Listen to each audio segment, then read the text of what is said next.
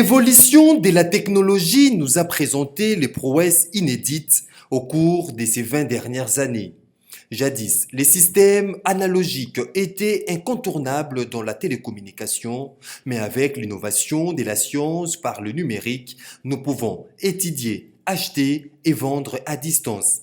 Ainsi, le professeur Koutangila, docteur en sciences informatiques et intelligence artificielle de l'Université de Grenade en Espagne et professeur des universités, explique les différents contours de cette évolution technologique. Bonjour, je réponds au nom de Koutangila Mayoya David. Je suis docteur en sciences informatiques et intelligence artificielle de l'Université de Grenade en Espagne depuis 2005 et professeur à l'Université de Kinshasa, professeur à l'UPC où je suis doyen de la faculté des sciences informatiques et aussi dans beaucoup d'autres universités du pays. Le numérique, c'est en fait l'échange, la communication entre plusieurs équipements distants en utilisant un format d'information binaire, c'est-à-dire l'information qui est changée entre plusieurs équipements ou entre deux équipements distants. Ça peut être entre deux téléphones ou entre un ordinateur et un téléphone ou entre plusieurs ordinateurs distants sur un espace national ou même mondial. Mais cette information prend une configuration binaire, c'est-à-dire configuration 0, 1, 0, 1, 0, 0, 1, 1, 1, etc. C'est une configuration informatique qu'on appelle binaire. Et comme ce sont des chiffres, c'est pourquoi on parle du numérique ou du digital. Et ça va en fait à l'encontre ou c'est le contraire de la communication analogique où l'information était transformée en signal analogique pour être transportée par les ondes avant d'atteindre l'autre équipement. Et quand ça arrivait à l'autre équipement, il fallait encore démoduler l'information pour qu'elle soit traitable par l'autre équipement. Donc il y avait entre les deux équipements les ondes, il fallait moduler l'information en ondes et puis ça arrive à l'autre appareil, il est encore démodulé, c'est pourquoi on parle de modem et l'information peut être traitée. Donc c'est ça la différence entre le numérique et l'analogique. Problématique du numérique en RDC, en fait le chef de l'État, là c'est bien dit, en fait le chef de l'État voulait ou voudrait que ce pays soit une société en fait du numérique, une société numérique. Cela veut dire quoi? Une société, un pays où les entreprises, les individus, les particuliers utilisent ou s'approprient de cette façon de communiquer qui consiste à utiliser le numérique sans toutefois avoir besoin de se déplacer. Je vous donne un exemple. Nous avons des entreprises ici qui sont disséminées à travers l'espace national. Par exemple, les banques qui ont des agences à travers le pays. Alors, pour pouvoir s'échanger des informations, on n'est pas obligé d'utiliser les avions, les trains, etc., transporter des documents manuellement ou se déplacer physiquement. Mais avec le numérique, il est possible de s'échanger des informations comme si on était présent en temps réel et de suivre tout ce qui se passe partout. Et ça, c'est très important pour le développement du pays. C'est pourquoi le chef de l'État est en train vraiment d'insister là-dessus. Et il a même promis qu'il fallait qu'on mette en place une agence nationale du numérique. Vous voyez, le ministère est déjà là, le ministère du numérique, parce que sans le numérique, on ne peut pas, on sera lent. On ne va pas évoluer, on sera dans l'économie de la paperasse et puis on ne peut pas avancer.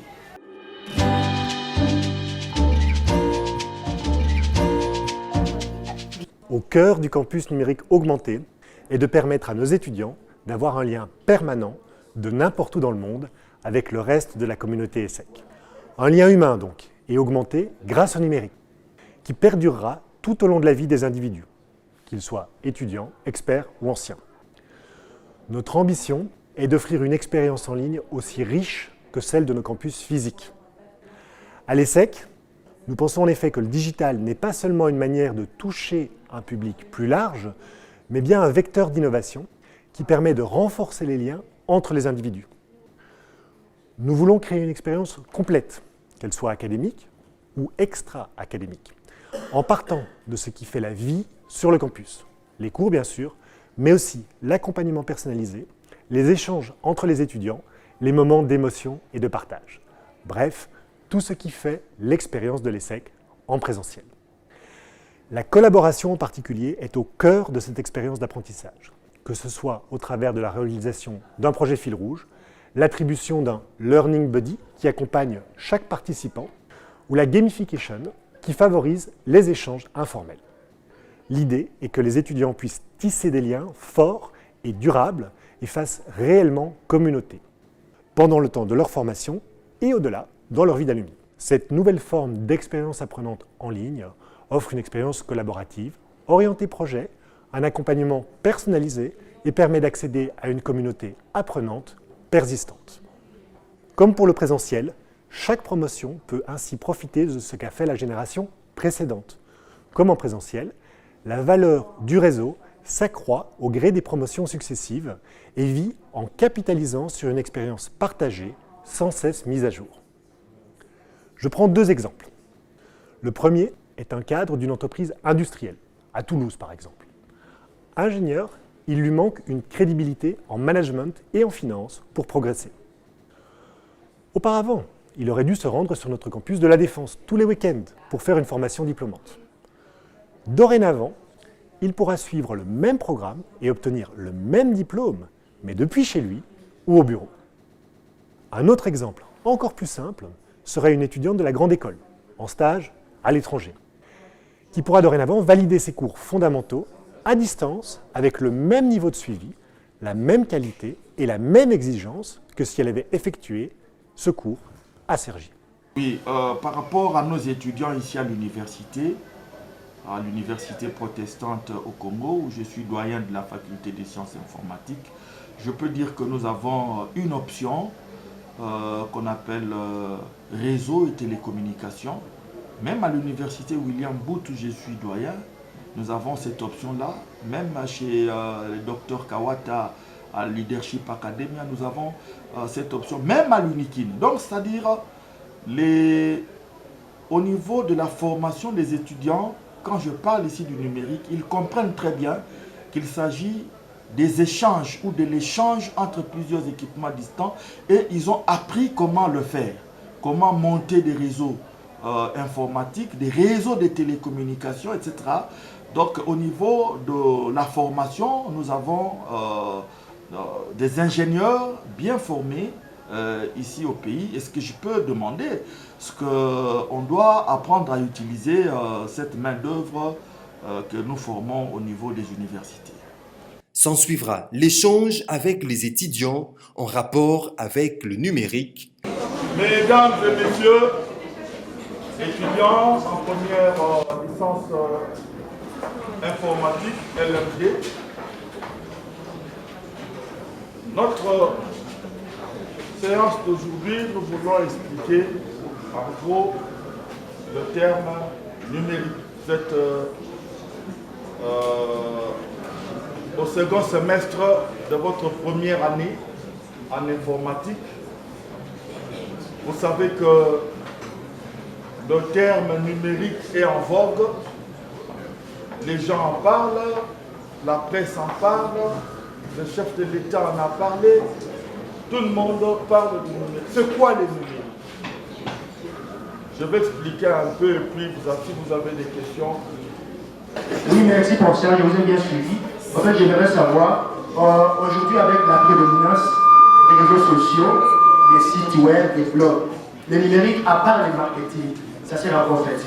C'est ce que j'aimerais savoir. Ma question est une question de curiosité, puisque on est en train de parler du numérique. Selon le constat que j'ai fait, j'ai comme l'impression que l'ère du numérique en Afrique, en République démocratique du Congo, fait tant de mal que de bien. Avec les influences des cultures externes dans le pays sur la culture africaine, on se rend compte que il y a une certaine dépravation de mœurs qui accélère à cause de l'accès facile à l'Internet de la jeunesse congolaise. Alors le fait de pouvoir parler du numérique, de faire la promotion du numérique, est-ce qu'il y aurait une mesure au niveau de l'intelligentsia congolaise, du corps professoral, de l'État congolais, des autorités congolaises, qui va faire en sorte que l'accès au numérique ne puisse pas aggraver la situation congolaise, mais au contraire que cela puisse élever le niveau de la jeunesse congolaise qui est bien évidemment l'avenir de notre pays. Merci beaucoup. C'est une très bonne question. Les réseaux sociaux, etc., ça vous êtes déjà à l'Internet. L'Internet, c'est le réseau des réseaux où tout le monde peut communiquer, écrire des messages, etc. Mais le numérique,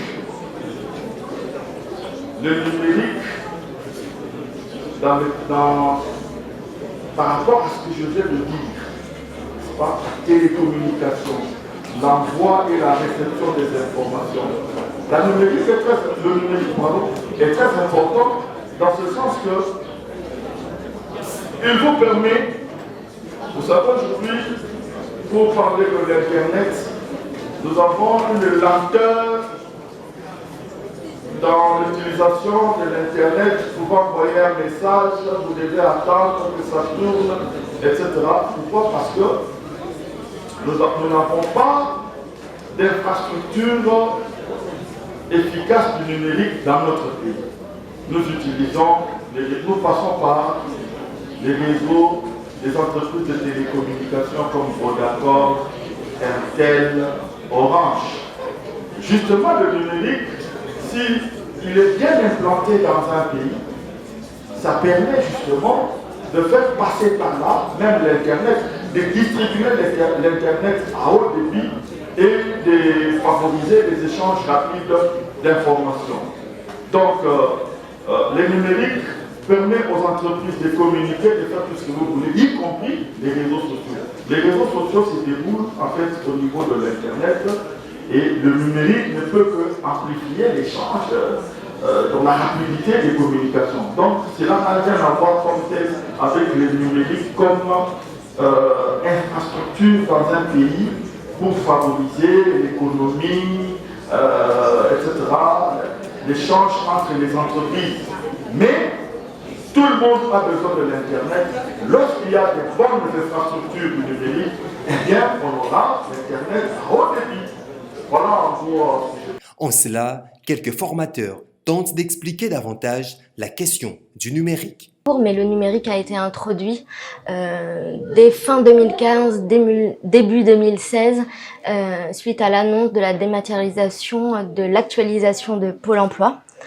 On a pris le parti d'introduire le numérique dans les cours destinés aux personnes peu ou non scolarisées dans leur pays d'origine, alors que le stylo était déjà un outil complexe.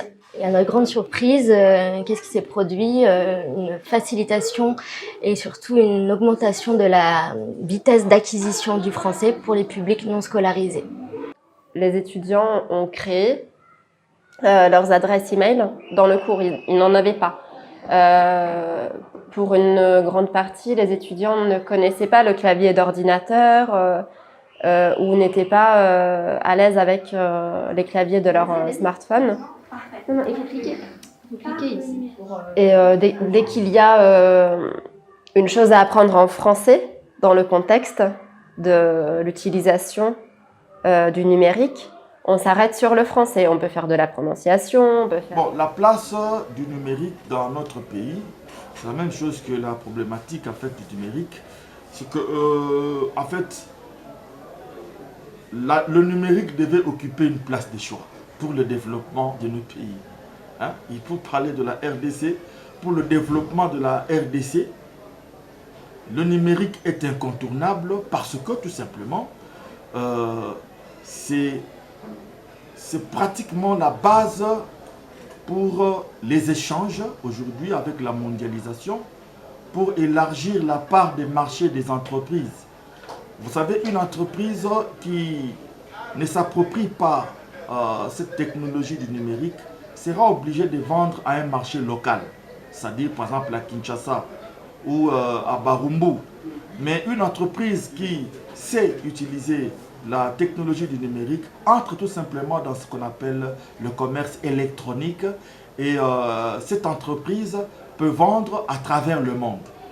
Donc son marché s'élargit pratiquement à un espace planétaire et ce qui fait que le pays avance. Donc si tout le monde aujourd'hui avec la mondialisation, avec la globalisation, tout le monde migre vers l'économie du numérique et nous sommes en marge de cette économie, vous comprenez que nous serons un marché pour les autres et nous serons envahis par les autres et nous ne pourrons pas faire ce qu'on appelle la différence concurrentielle. Beaucoup de projets bancables qu'en tant que spécialiste dans ce domaine je peux proposer au pays. Nous sommes là, nous sommes disponibles pour donner je crois que le premier projet, c'est mettre en place dans ce pays, c'est d'ailleurs le point de départ, mettre en place un réseau national à fibre optique. C'est une sorte de backbone national à fibre optique. Et dans ce réseau-là, maintenant, c'est une grande infrastructure du numérique. Ensuite, les entreprises peuvent s'abonner progressivement, peuvent être abonnées progressivement à ce réseau. Et je souhaiterais même que les sociétés de télécommunications puissent utiliser carrément ce réseau national au lieu d'avoir chacun son réseau à lui. C'est ce qui fera avancer le pays. Et tout ça, il faut que nous ayons notre propre réseau national à fibre optique parce que c'est un média de télécommunication très rapide à vitesse de la lumière. Mais il faut souligner que déjà à l'époque du ministre Kinkemu Lumba, avec le gouvernement à l'époque du régime de Kabila Kabange, il y a eu ce projet-là de mettre en place un réseau de télécommunications à fibre optique. Mais il faut peut-être relever que la qualité de cette fibre n'était pas bonne.